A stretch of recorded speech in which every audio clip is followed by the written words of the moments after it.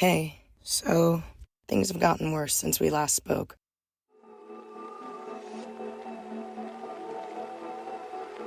I'm sorry to be updating you now in these circumstances. I don't know why it's so hard for me to stay in touch. I just haven't really had much good to report. I'm always terrified at the thought of weighing anyone down, ruining things. I keep a safe distance to avoid causing any hurt, to avoid being hurt. It seems like I'm going in circles. I've got less than when I thought I had nothing. And when I thought I was nothing. I try so hard, but somehow we're here anyway. I sure hope that this is rock bottom. All I can do is try to find some meaning in it. Maybe there isn't one. Maybe I'm meant to make my own from scratch. Whatever it is, it's led me back. All of this to say, I haven't been okay, but I still want to try to be okay. I want one more try at living this life again. I won't make you any more empty promises. I just want to feel a moment of you here with me. A me that I'm trying to be kind to. A version of me that's starting over.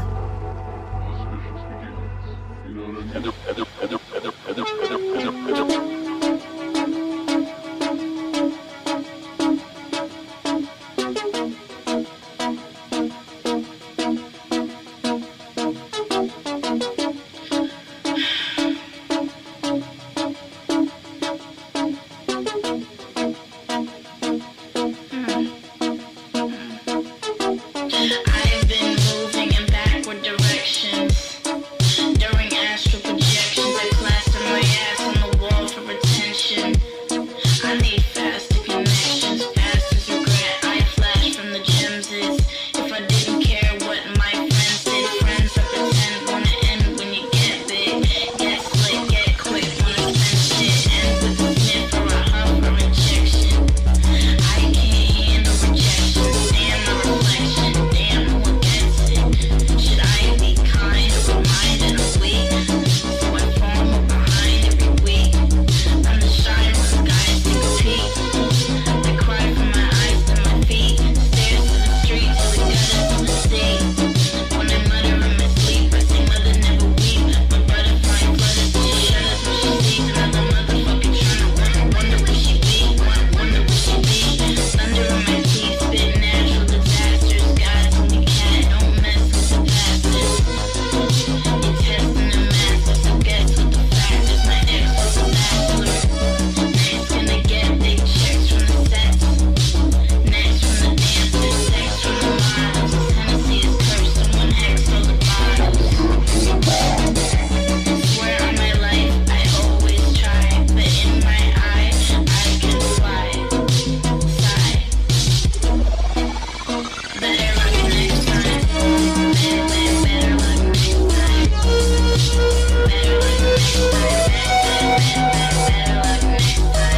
time. Better luck next time. Better luck next time. Better luck next time. Better luck next time. Better luck next time. Better luck next time. Better luck next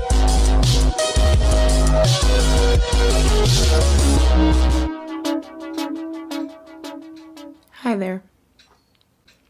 So before I even get into what this video is, I am very much alive, obviously, and to anyone who was worried based off of my last social media posts, I just wanted to say that I am deeply sorry for causing such a stir. I didn't mean to trigger anybody. I didn't mean to frighten anybody. I just wanted to say goodbye. So some of you may know, some of you may not, but I recently lost my home in an extremely devastating fire that took my cat Spooky and just about everything that I own.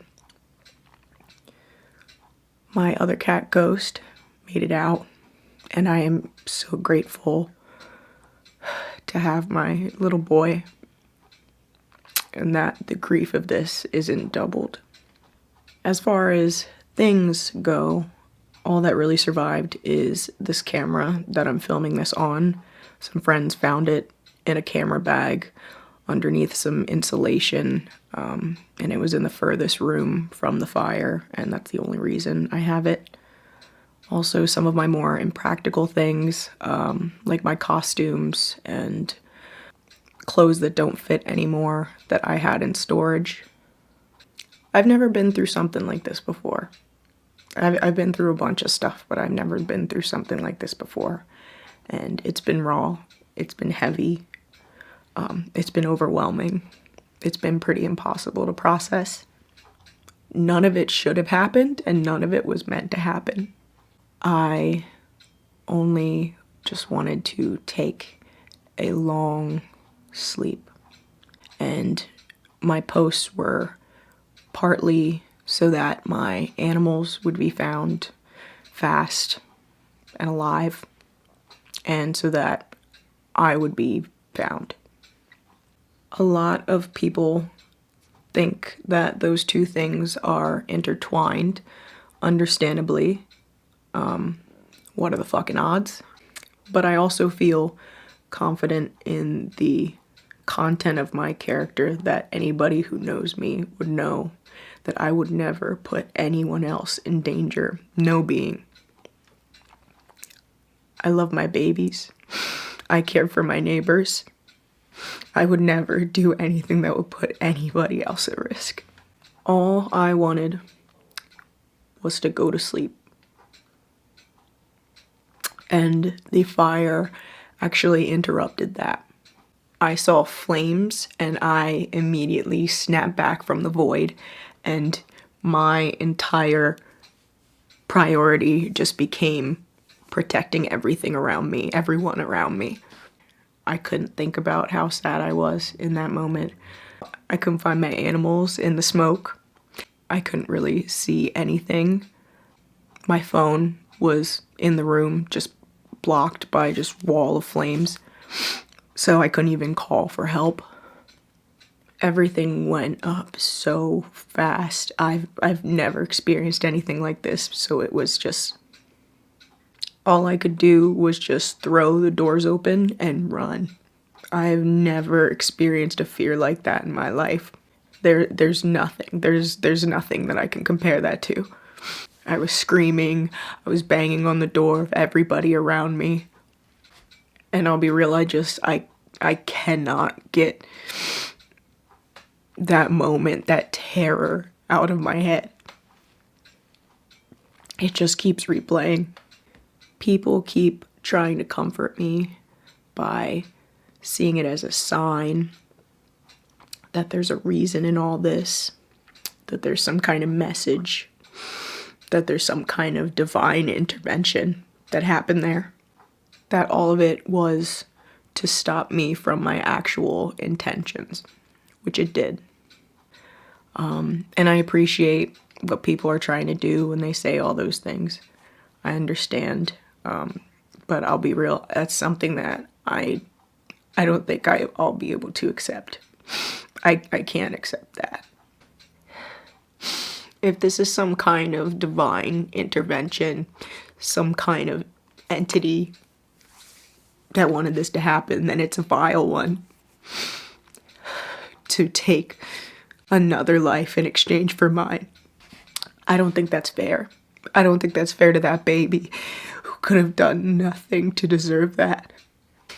I don't think I deserve to be here any more than she did. So it's been hard. Obviously, that's the hardest part. Things can be replaced. And she can't be. I don't think I will ever stop hurting from this loss. It is a very complicated grief. And I don't even know if I deserve to heal from it. I was assured, at least by the people who responded, that she didn't suffer. She was just hiding until the smoke just kind of overwhelmed her. She was just waiting for her mama to come and save her.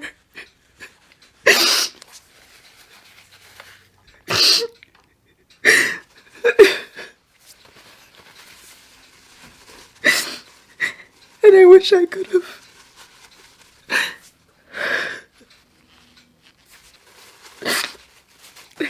I just can't believe she's gone. It doesn't feel real. It doesn't feel real at all. My thanks go out to the people who treated her with care. I had some friends who, as soon as they found out what was happening, they raced over to my place while it was still smoking. And I was told by them that she was swaddled up in my cardigan when they took her away. So I'm very grateful for that. And obviously, thank you to those friends who showed up for me and have continued to show up for me as I navigate all this. Because I would not be holding it together right now at all if it wasn't for that genuine love, that support, that defending me in rooms that I'm not in. They are true examples of the good in this world, and I needed that. I needed to see that goodness that still exists. Thank you, Thomas. Thank you, Alora. Thank you, Kaya. Thank you, Donovan. Thank you, Ricky. Thank you, Izzy. Thank you, Lisa. Thank you, Mom. Thank you to my grandmother.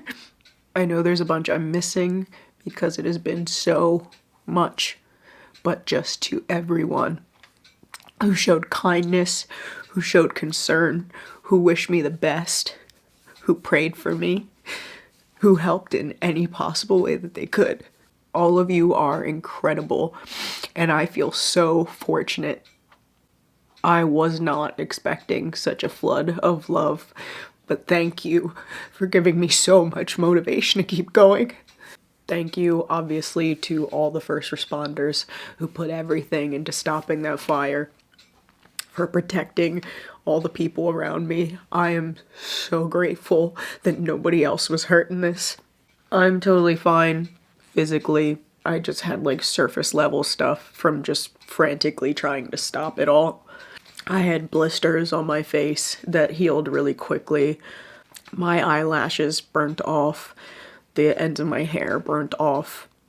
It was all just singed to the point where I just smelled so intensely of burnt ash for so long.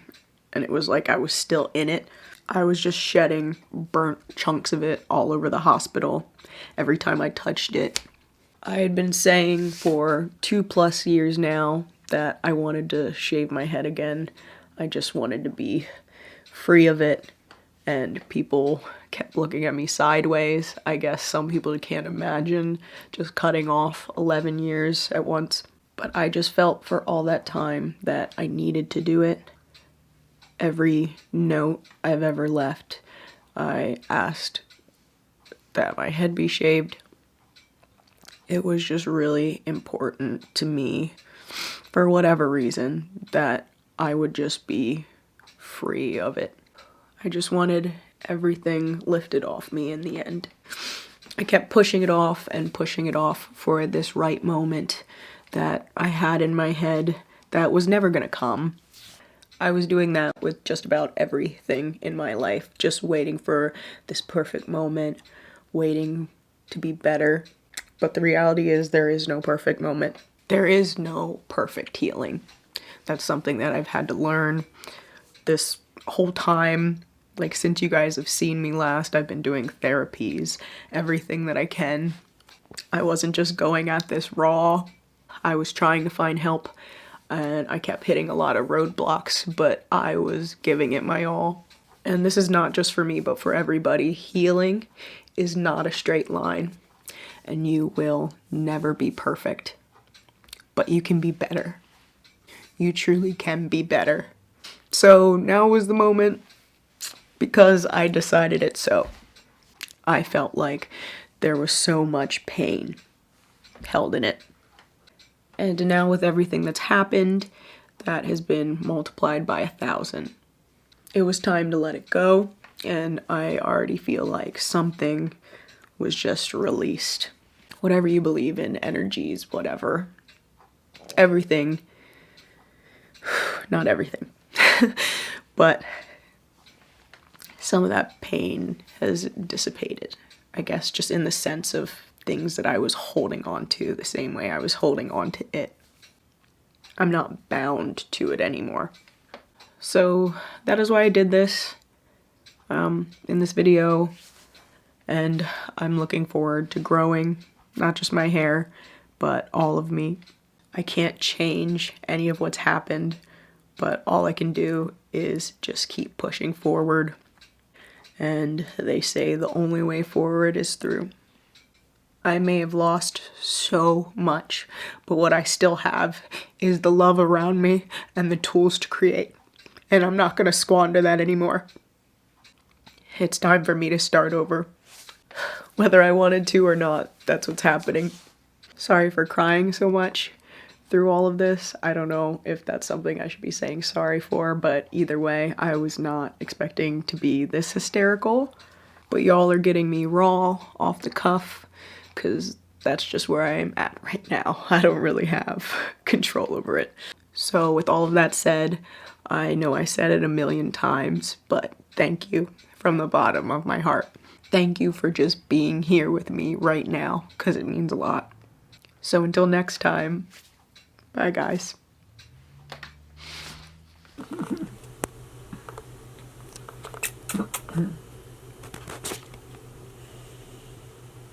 Hi, Spooky.